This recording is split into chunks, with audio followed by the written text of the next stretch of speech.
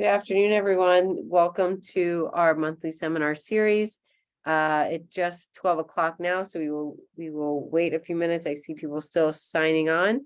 And then I will be happy to introduce our speaker for today.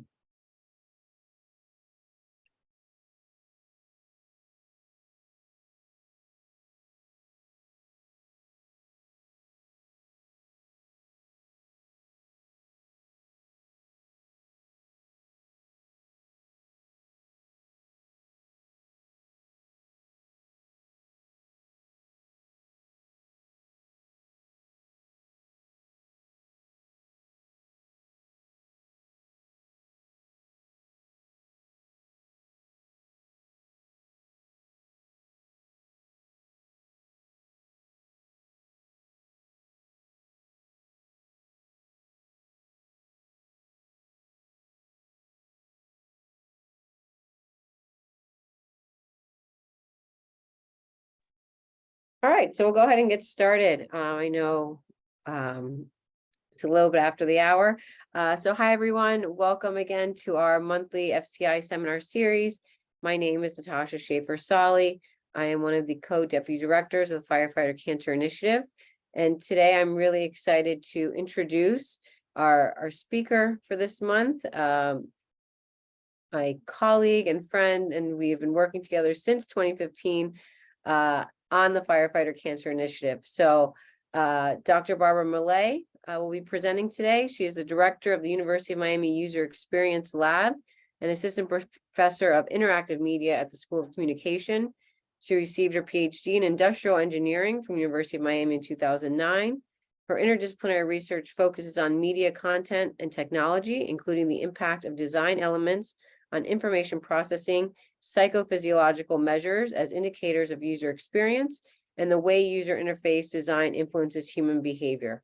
So Dr. Millet has designed and created our personal exposure reporter starting back in 2015. Today, she's going to give an update and also tell us more about reporting back on the personal exposure reporter. So thank you, Dr. Millet, for being here and looking forward to hearing your presentation. Thank you so much, Dr. Solly. What a great introduction. Today, as Dr. Solly mentioned, I'm going to be talking about the personal exposure reporting system that was developed for firefighters with firefighters. So to get started, just some background. Reporting is fundamental to gathering information on exposures. Collecting occupational hazard exposure data allows firefighters to gain greater awareness of their health and wellness, and provides researchers an opportunity to identify health risk. The University of Miami, with the state of Florida, continue to collaborate, as Dr. Solly mentioned, since 2015. We continue to collaborate with Florida fire departments to better understand the risk firefighters are exposed to and how those risks can be reduced. With this partnership, we've developed the Personal Exposure Reporter. The primary function of exposure reporting is the completion of exposure reports. So one of the main goals for this project was to identify and validate report variables for exposure events across incident types. In order for us to explore the ways in which information about exposure events is structured in the firefighter's memory, so that we can then be able to support information recall, we use cognitive research techniques, namely mental models, and those approaches are some of the techniques that we use for mental models approach is sorting tasks and cognitive interviews. The research also examined user needs and information processing styles to determine the most appropriate content and content order for the exposure reports. Although we designed the reporting interface for the firefighters, the data that we collect also needs to be sufficient for research, for cancer research. So we need to ensure that the data collected could be used by cancer researchers to identify occupational risk.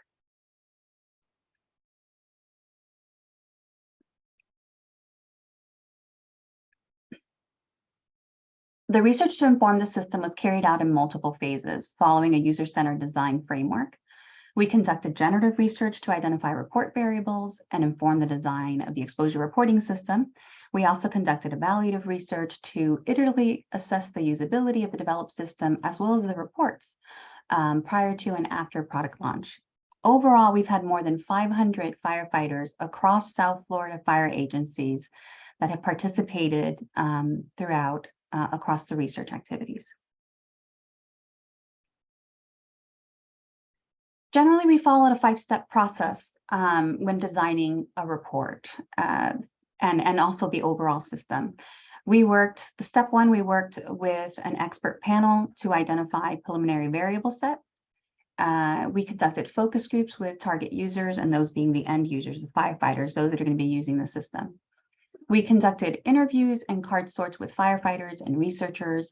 And then once we developed the system, we tested it. We tested the report variables as well as the system design. And then we made changes to make sure that any usability issues that we found were addressed before releasing it to the firefighters. This is the preliminary fire incident report. So this was the first step, right? This initial variable set was derived from an expert panel that consisted of 3 high-ranking fire service officers and 3 cancer researchers. Everyone in the expert panel had more than 20 years of experience in their respective fields. The researchers in particular had experience with occupational exposures, and one had in particular at that time, this was back in 2015, at that time, one of them had already conducted extensive research on cancer risk for firefighters. Now, at this time, when we think about those 3 researchers, they all have extensive experience doing research on cancer for firefighters. So the preliminary effort resulted in a paper-based report with 68 items that were categorized into 13 groups, and they were categorized mostly by semantic similarity. On the positive side, the set included variables that were focused on health outcomes, and this differed from the existing exposure reports that were available at that time. On the downside, the form was very long. Some questions were organized in order to make sure they all fit into one page, so that it was grouping things that didn't necessarily belong together in the same sections. There were some double-barreled questions. Some questions were missing reference frames, and not all possible selection items were provided.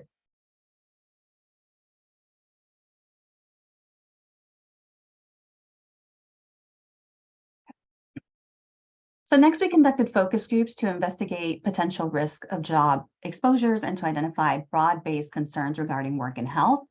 We ran sessions until saturation was reached, which resulted in about 3 to 5 focus groups for each report type. And each of those focus groups generally had between 3 to 15 firefighters in each session.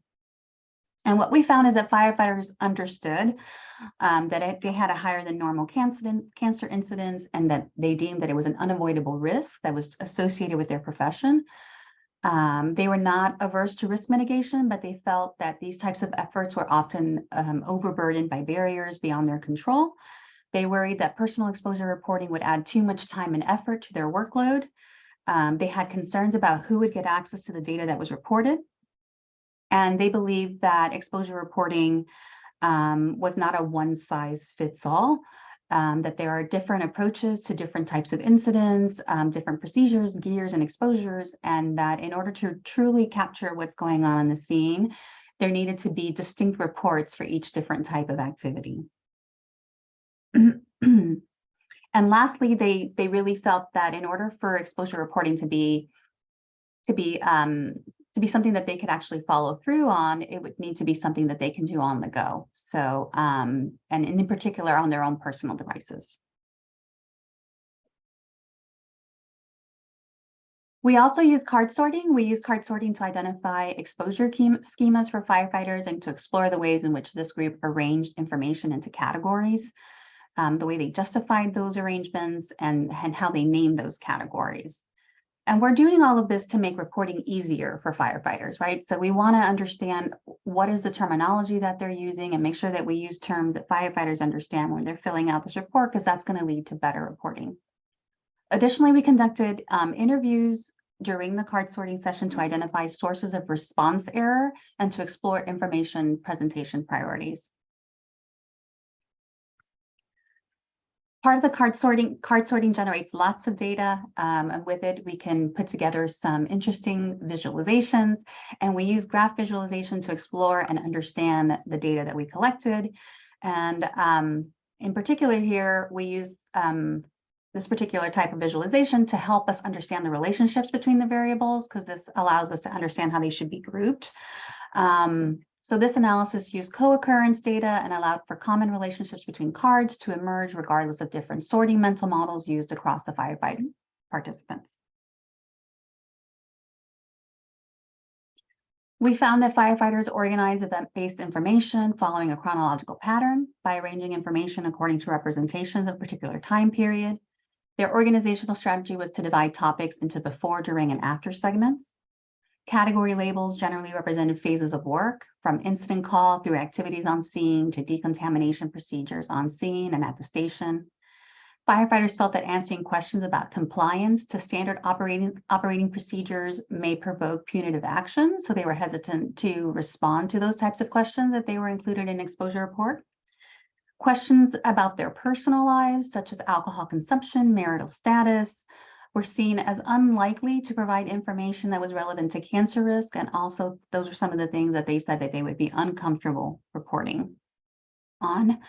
Most firefighters were uncomfortable also providing their social security numbers, even their last 2 digits. We were trying to capture this information to be able to cross-reference records with the National Cancer Registry, but in the end, given the firefighters' objection, we did not include it in the PER. We conducted user testing, both formative and summative, to evaluate the usability of the PER system across the reports. Across the evaluations, firefighters completed reporting test tasks using the PER. 4 categories of usability metrics were collected: efficiency, effectiveness, perceived usability, and usability improvement opportunities. For each, what we found is that the reporting tasks were taking less than 10 minutes to complete. So when they were completing a report based on a scenario that we gave them, it would take them about less than 10 minutes. When we asked them to complete a report based on the last incident that they participated in, it was taking about 5 minutes. So we did see a difference in our artificial task versus what the system, how long it would take them to complete a reporting task if they were reporting based on the incident that just happened to them. Participants generally completed most tasks with a great high levels of success. The overall usability score for perceptions of usability was 88, and that's in the direction of favorable perceived usability.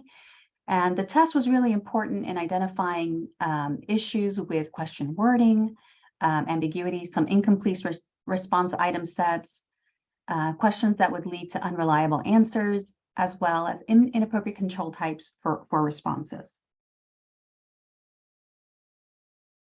Through our research activities, we identified all the report variables. From the variables, we ended up creating a profile so that we can separate that from every time the participant completes, the user completes an exposure report. And then the exposure reports were also created for a bunch of different activities. The system has many reports to capture exposures across different firefighting activities. We started with the fire incident, hazmat, and water rescue reports, and then we added on fire training, fire investigation, and since then we also added COVID-19 contact and infection, accident and near-miss reporting as well. Each report generally has less than 35 questions. They all measure firefighter knowledge and behaviors at the incident level, with a specific focus on categorizing the incident, describing the scene conditions, the gear that they wore, the decontamination practices that they followed, as well as capturing occupational exposures and medical symptoms that they experienced. The application stores identifiable data in a totally separate database than the incident data. The system overall is password protected. It's an encrypted website that firefighters can access on any internet-enabled device. Once they log into the system, the user has access generally to 4 main screens: the dashboard, their profile, a report repository, so they can access all the reports that they've submitted and are working on, as well as the ability to create a new report. And here are some of those screens that describe some of the features and functionalities of the system.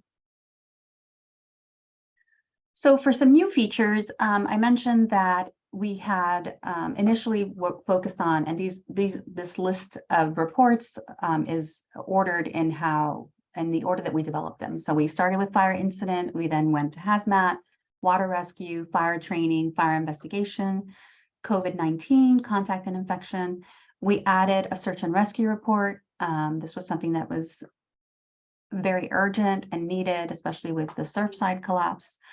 And then just recently, we added a new report in partnership with IAI for accident and near-miss reportings. And then another feature that's new to the system is quarterly report backs.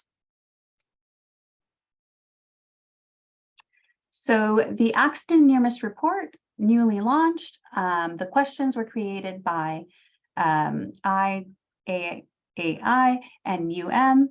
The UM developed the tool, we developed it, but it's been a total collaboration and partnership with Jeff Polly and his team. The accident near-miss reporting is accessed through the PER system. It's one of the report types that you can select from the report type dropdown.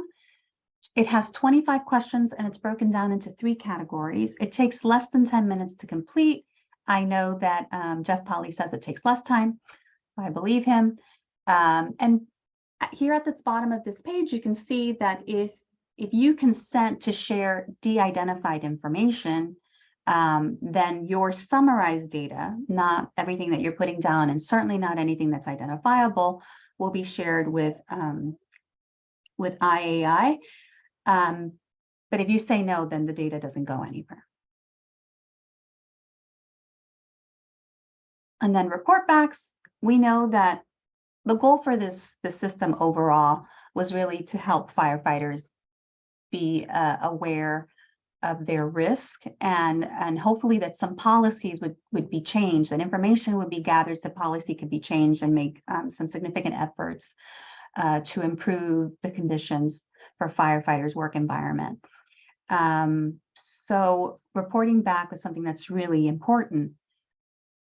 Report backs communicate study results, and in our case, the results that are being reported by the firefighters, of course, de-identified.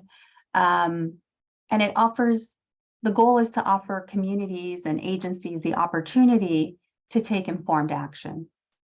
So in the context of PER, these report backs are going to be provided on a quarterly basis. And the goal is that you'll be able to see from it your problem areas as well as your highlights of your successes.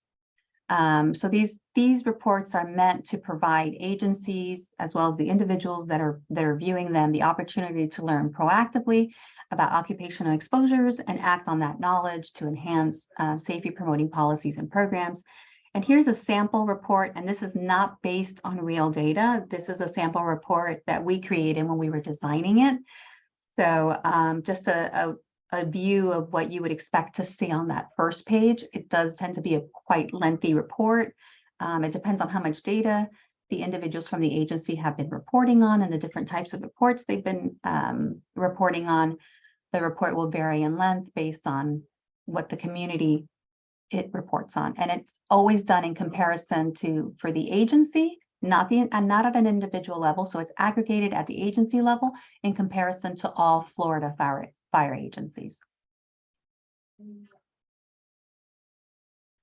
So now I'd like to tell you a little bit about system use. To date, we have 2,583 users that have signed up to use PER. PER has expanded organically to other areas across the country, being sought out and used by agencies and individuals outside of Florida. It's actually used worldwide. The system on its own has reached the intended user group. As I mentioned, there's 215 fire departments across the world that are using the system. And the users of the system have initiated 2,728 reports. If we take a look at accounts that have completed profiles, so that as you can see, we have 2,583 users but not everyone has completed profiles. So if we look at that data set, the demographics of our users is generally participants are between the ages of, users are between the ages of 18 and 94 years old, with a mean 42 years old. They're mostly males, identifying as non-Hispanic, Caucasian. The data is not presented here, but most of our users are, given their height and weight, are overweight. 8% are current tobacco users, and 7.1% have been previously diagnosed with cancer. These are the types of cancers that are reported. So we have 76 participants reporting cancer diagnosis, and you can see that the greatest percentage of reported cancer types is for skin cancer. There is a pretty large category for undisclosed. So that means that participants indicated that they have cancer, but did not want to provide information about what type of cancer. The people who the users who have accounts and completed profiles, generally we see that many of them, 78%, have 10 or more years of experience in the fire service, and they represent a variety of jobs, but mostly firefighters are the ones that are creating accounts, and we'll see they're also the ones that are reporting.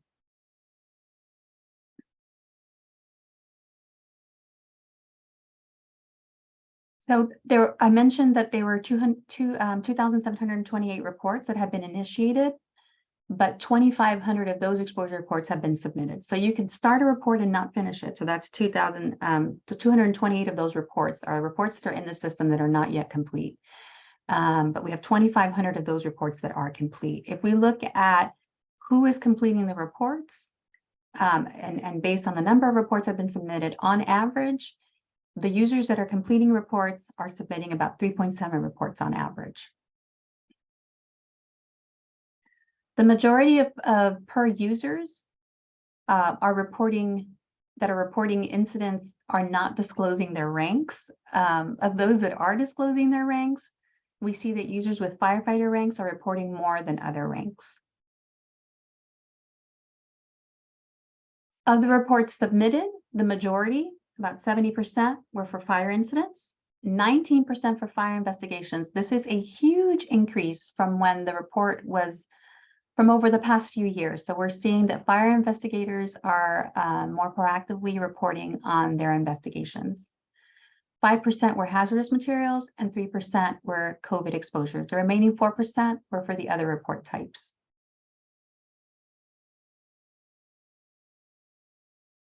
For the fire incidents that are being reported, they're predominantly for residential fires.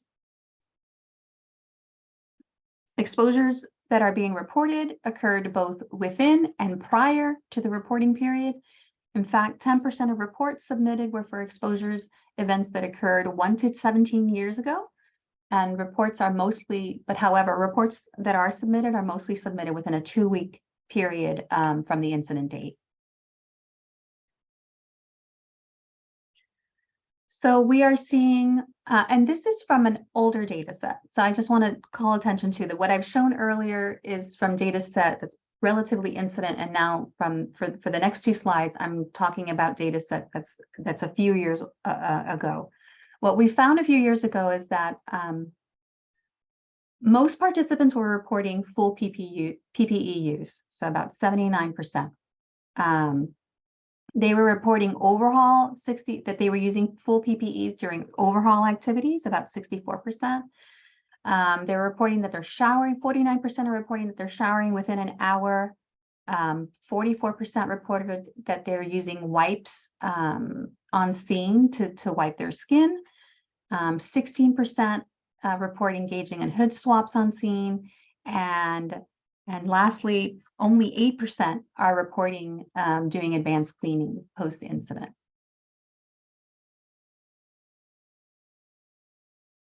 Our next step was to explore factors that contribute to best practice adherence. We ran logistic regression and found that individual employment and incidence-based factors may contribute to less or more adherence to best practices. What we are showing here is statistically significant at p less than 0.05. So what we found is that those that are current tobacco users are more likely to not necessarily adhere to showering within 1 hour. Most are not using wipes to clean their skin on scene, and are also less compliant when using PPE during overhaul. For cancer, we're seeing that users who are indicating that they have been diagnosed with cancer are more compliant when it comes to showering within an hour. Those that have longer years of service are also showing to be less compliant in terms of doing advanced cleaning. Those that have soot on the skin on scene are going to be more compliant with using wipes on the scene. And then what we see in terms of rank is that we're seeing that drivers, much less than the other ranks, are not showering within the 1 hour period and are not using PPE during overhaul activities. So what we found to date is that firefighters are willing to voluntarily submit exposure data. The system has reached beyond its intended audience, and we're reaching firefighters outside of Florida, across the world.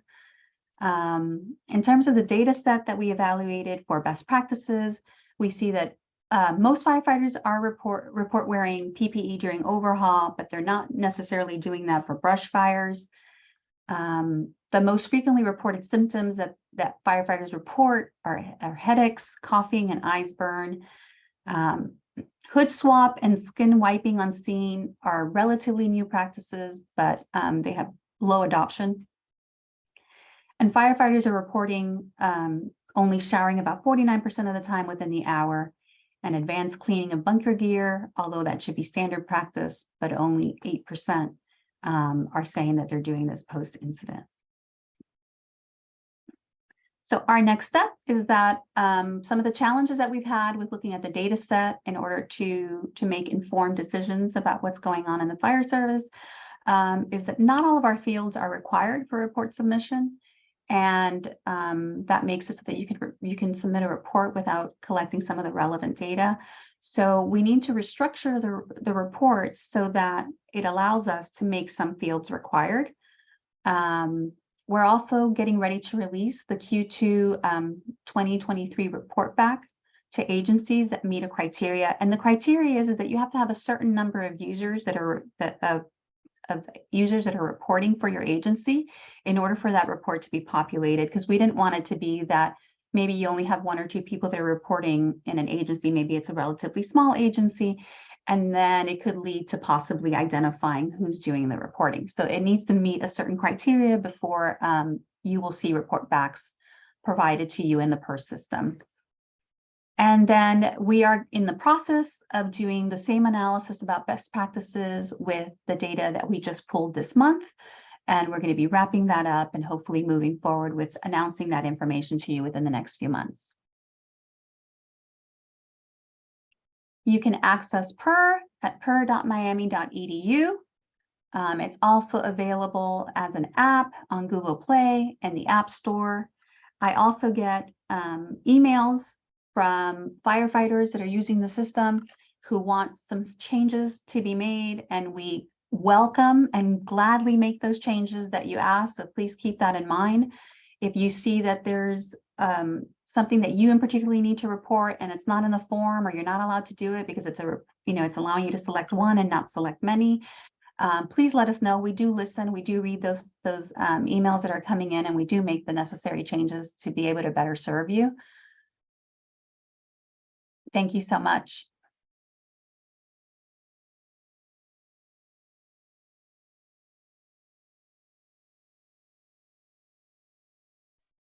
Thank you so much, Barbara.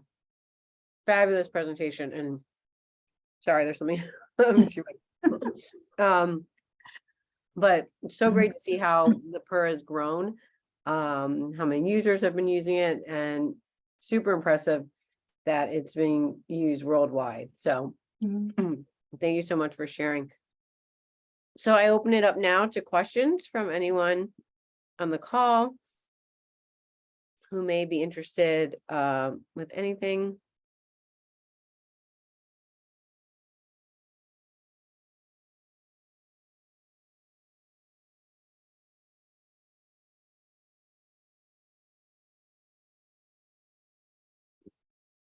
So I have a question. So Barbara, I know in the last couple of years you've worked with our fire investigators and really tailored it to some of their needs. Do you foresee any future subgroups or any other areas where the PER is looking to grow? Yeah, I mean, we're looking, sometimes fire agencies volunteer, or firefighters volunteer to do operations in other areas. And currently the system doesn't really allow that. So remember the huge incident in Turkey? So looking at these mass events and that require multiple agencies to work on, this was actually something that was brought to my attention at the Firefighter Cancer Symposium earlier this year. So these large incidents that require collaboration with multiple agencies that necessarily don't fit one particular type of category. So trying to figure out how to better address those types of reporting needs is one thing that we're really interested in exploring further. We also have some system optimizations that need to happen in order to allow the system to scale. So we're looking at that aspect as well. Great.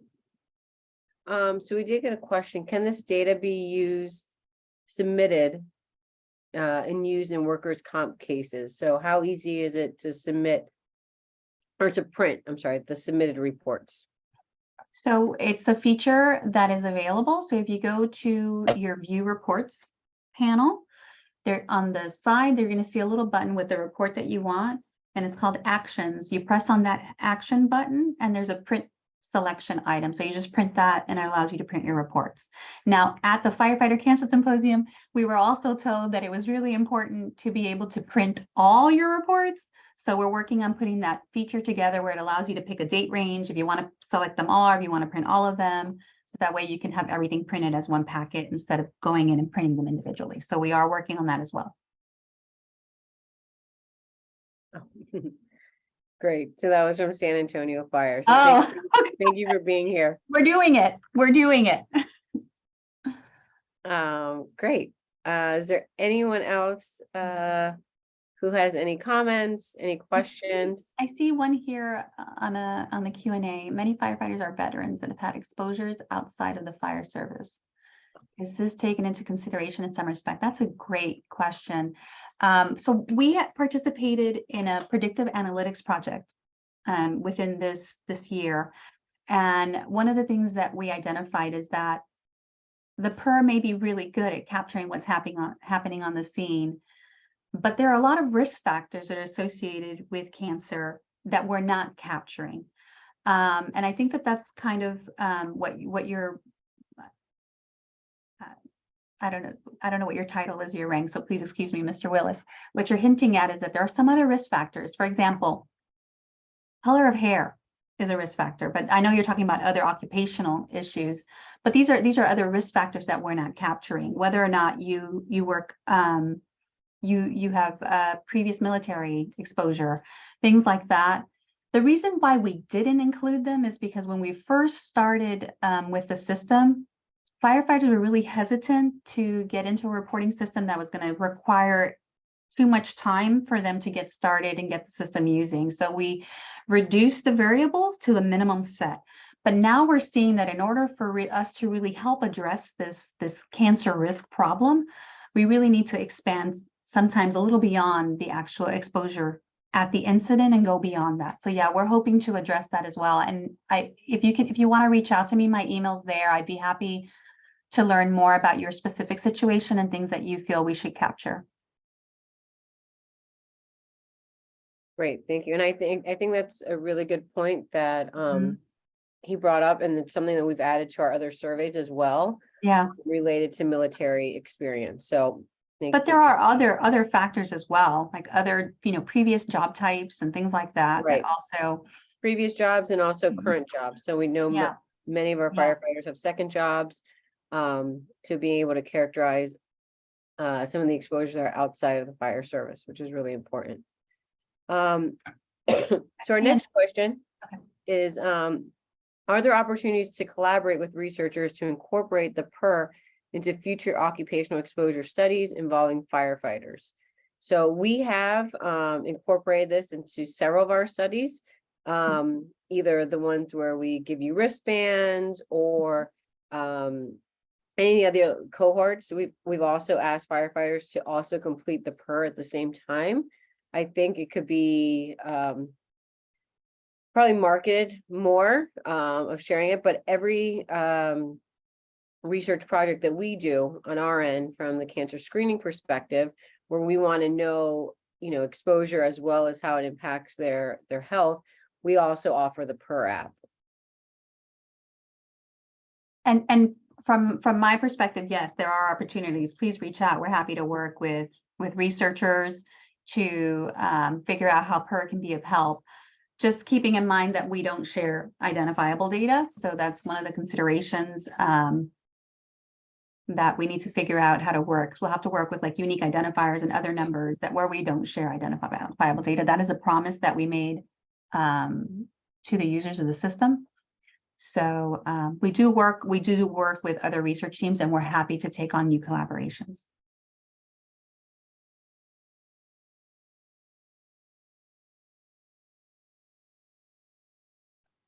Great. All right, so I don't see anything else in the chat. So thank you again, Dr. Millet. I think this was super helpful. Can you provide your email if you have, if they have questions? So can you put that in the chat, please, Dr. Millet? All right. And so while she does that, if anyone has any other questions, at any point, as Dr. Millet mentioned, we tailor this based on the needs and the requests of firefighters. So if you're seeing something specific, with a specific group, a specific exposure that you want it added, please let us know. We will make those changes. Yep. And we're happy to do so. And sometimes if you need a whole new report to better suit your needs, we will do that too. So just reach out to us. Great. So thank you all again. Our next month's seminar series will be led by Dr. David Lee and our epidemiologic team. They'll be giving us some updates on incidence data with our Florida registry. And that is scheduled for May 30th at 1 p.m. So thank you all for being here as usual, and thank you for your continued support. Take care, everyone.